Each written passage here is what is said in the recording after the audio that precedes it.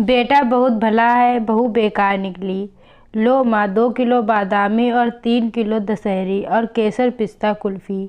अच्छा किया बेटा जो ले आया। जा आम को पानी की बाल्टी में डाल दे और कुल्फ़ी फ्रीजर में रख दे, कविता जी खिलखिलाते हुए बोली। दोनों माँ बेटे की बात सुन सौम्या रसोई से निकल कर बोली, यह क्या किया आपने? इतने सारे आम और कुल्फ़ी क्यों लाए हैं?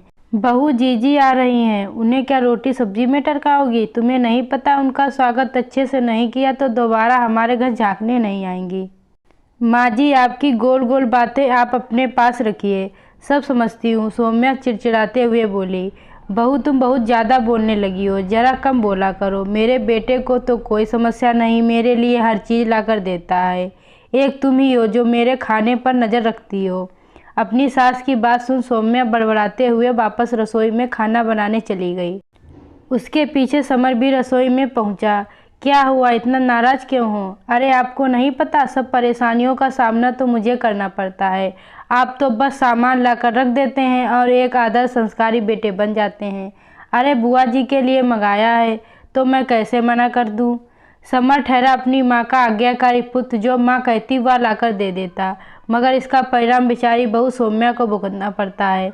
सास कविता जी खाने पीने की बहुत शौकीन, तरह तरह की तेल मिर्च मसाले की सब्जी के साथ उन्हें सलाद दही अचार पापड़ और फल हमेशा चाहिए होते हैं, मगर उम्र के साथ उन्हें कई तरह की बीमारियां लग गई हैं। बीपी शुगर हमेशा बना रहता है, साथ में डायबिटीज खांसी भी चलती है, कभी कभी दस्त भी लग जाते हैं। इसीलिए 68 की उम्र में कुछ परहेज करना भी जरूरी हो गया है, मगर वह है कि मानती नहीं और जब भी मौका मिले छुपकर लड़ झगड़ कर कुछ खा लेती हैं। इतना ही नहीं, मंदिर जाने के बहाने हलवाई की दुकान पर जलेबी गुलाब जामुन तो कभी समोसा कचौरी चटनी भी खा लिया करती हैं, जिसके नुकसान सौम्या को भुगतने पड़ते हैं।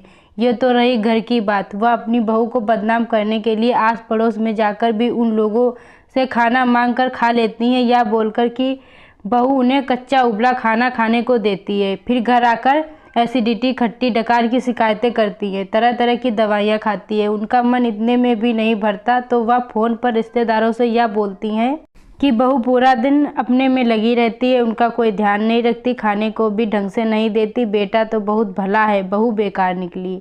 तो जब जिसको मौका लगता सौम्या को सुनाकर चला जाता कि तुमको शर्म आनी चाहिए, अपनी सास की सेवा करो तो मेवा मिलेगा। ऐसा बोल सब अपने रास्ते चल देते, पर कभी किसी ने सौम्या का पक्ष सुनने की कोशिश नहीं की। सास के लिए सब कुछ करने के बाद भी उसका नाम बदनाम ही रहता। दोपहर तक मीना बुआ घर आ जाती हैं। कुछ बातचीत के बाद खाना खाने बैठी तो बुआ की थाली में दाल मसाला बैंगन सब्जी रायता अचार पापड़ सलाद रखा हुआ था, और कविता जी की थाली में दाल रोटी चावल पापड़ सलाद, बस जिसे देखकर माँ फिर बुनबुनाने लगी, देखा जीजी कैसी थाली देती है मुझे। कोई बाहर का आ जाए तो दिखावे के लिए 56 भोग बनाती है, पर मुझे नहीं देती, कहते हुए अपनी परसी हुई थाली में से थोड़ा सा अचार और सब्जी खुद भी खा लेती है।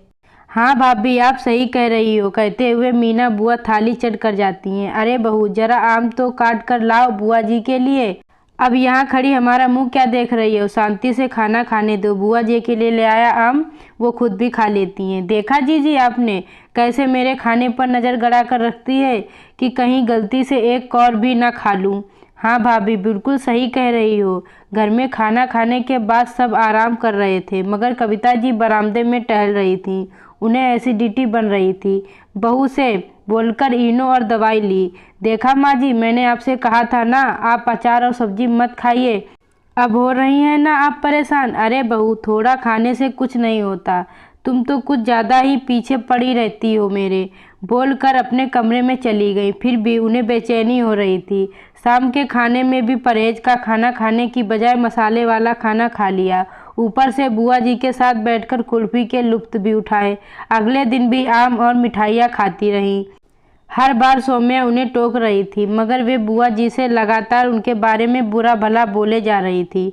सौम्या सब कुछ सुनकर भी कुछ नहीं बोली, बस चुपचाप अपना काम करती जा रही थी। 2 दिन बाद सुबह उठकर उन्हें खांसी आने लगी, जी घबराना और एसिडिटी बढ़ रही थी, उससे उन्हें उल्टियाँ हो गईं। फिर सौम्या सारा दिन उनकी सेवा में लगी रही, कभी शहद दवाइयाँ कभी दलिया सूप या सब बनाती। घर के काम बच्चों के साथ कविता जी की सेवा उससे अलग से करनी पड़ रही थी।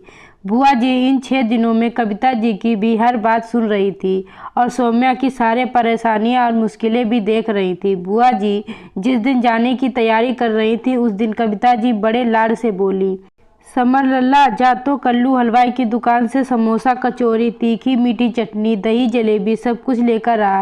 रुक जा लल्ला, मुझे कुछ नहीं खाना। सौम्या बहू भाभी के लिए जो दलिया बनाया है वही ला कर दे, मैं वही खाऊंगी। बुआ जी बोली, अरे जीजी कैसी बातें करती हो, आप क्यों यह परहेज वाली दलिया खाओगी? आप तो बढ़िया समोसे के मज़े लो ना भाभी, ऐसे मज़े हमें ना लेने जिससे हमारे साथ वालों की परेशानियां बढ़ जाएं। और आपको तो आपकी बहू की तकलीफ़ दिखाई नहीं देती, पर उसे आपकी तकलीफ़ बहुत अच्छे से समझ में आती है, इसीलिए वह आपको रोक टोक करती है खाने पीने में, मगर आप हैं उसी का नाम बदनाम किए जा रही हैं। उसकी प्यार और परवाह को आप मायने नहीं दे रही हैं। मैं पिछले 6 दिनों से देख रही हूँ, आप मनमर्जी कर मेरे नाम पर मसालेदार खाना खाए जा रही हैं और फिर उसके परिणाम जो निकलते हैं उससे सौम्या को कितनी परेशानी हो रही है। 2 दिन से आपको दस्त भी लगे, बेचारी ने सारे कपड़े धोए, आपको बाथरूम तक लेकर गई। बेचारी बहू क्या नहीं करती आपके लिए। इन सब में बेटा तो भला बना दिया, उससे भी करवाओ ना ऐसी सेवा, मगर नहीं। और आप अगर अपनी परवाह कर लें तो उसकी बात मान लें तो इतनी बड़ी समस्याओं से निजात पाई जा सकती है, पर नहीं, आपने तो घर और बाहर दोनों जगह उसको बेकार बहू साबित करने में कोई कसर नहीं छोड़ी। और तो और मैंने देखा है अपने लिए भी वह यह खिचड़ी दाल दलिया ही बनाकर खाती है ताकि आपको ऐसा ना लगे कि आप अकेली ऐसा खाना खा रही हैं। फिर भी आपको उस बच्ची पर तरस नहीं आता। छोटे बच्चे हैं उसकी देखभाल की भी जिम्मेदारी ही उसकी है, ऊपर से आप बच्चों से भी ज़्यादा उसे परेशान करती हैं। भाभी अब आम इमली खाने के ज़माने गए, थोड़ा अपनी जीभ पर काबू रखोगी तो खुद ही सेहत सही रख पाओगी। सौम्या को मीना बुआ से यह उम्मीद नहीं थी कि वह उनका पक्ष लेंगी। उसकी आंखों से भी आंसू आ गए। अपनी ननद की बात सुन कविता जी बोली, जीजी आप सही कहती हैं, मैं भी कहाँ इस बुढ़ापे में बचपना कर बैठी हूँ। मुझे सच में अपनी चटोरी जबान पर काबू रखना चाहिए और यह सोचना चाहिए कि बेटा तो सब ला देता है, पर बहू को कितनी परेशानियों का सामना करना पड़ता है। अच्छा किया जीजी जो आपने मेरी आंखें खोल दी, वरना मैं हमेशा सौम्या को बुरा भला ही कहती रहती। बहू मुझे माफ़ करना, बोलकर कविता जी शर्मिंदा हो गई। सौम्या बोली, माँ जी माफ़ी मत मांगिए, बस अपनी सेहत का थोड़ा ध्यान रखिए। सही कहा बहू तुमने, क्या हुआ अगर खाने में स्वाद नहीं मगर सेहत तो भरपूर है। जीजी मेरी बहू कैरी की तरह खट्टी है तो पके आम की तरह मीठी भी है। आज से तू जैसा कहेगी मैं तेरी हर बात मानूंगी, बोलकर अपने बहू के गले लग गई।